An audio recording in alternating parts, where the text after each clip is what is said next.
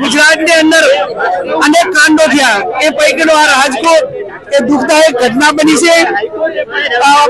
મરનાર આત્માઓને ભગવાન સદગતિ આપે, એમના પરિવારોને દુઃખ સહન કરવા માટેની શક્તિ આપે। કઈ રીતે હવે આ જ્યારે આ ઘટનાઓ બને ત્યારે તપાસના અંતે ભારતીય જનતા પાર્ટીના વહીવટકર્તાઓ હોય એમની સાથે સંકળાયેલા સરકારના રેમનજર હેઠળ આ ઘટનાઓ બને છે।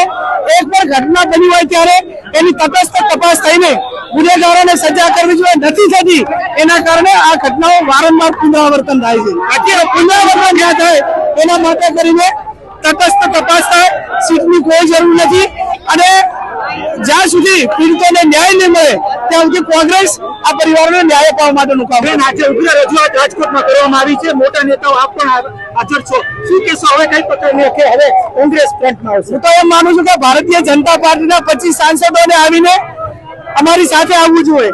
આ ઘટના બની એ બનવા પાછળ કોણ જવાબદાર છે એમને સાથે રહીને જે ગુનેગારો છે એ ગુનેગારોને પકડીને જેલના હવાલે કરીને પરિવારોને આશ્વાસન આપવું જોઈએ કે અમે સરકાર રીતે અમારું કામ કર્યું છે, પણ ઈચ્છા શક્તિનો અભાવ મને દેખાય જી।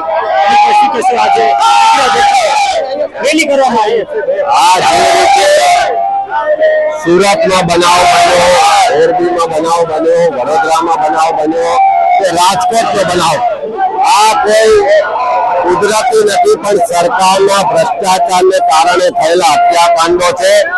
કોર્પોરેટરથી લઈને મુખ્યમંત્રી સુધી જે પણ જવાબદારો છે એ તમામ ભ્રષ્ટાચારીઓને જેલમાં નાખવા જોઈએ।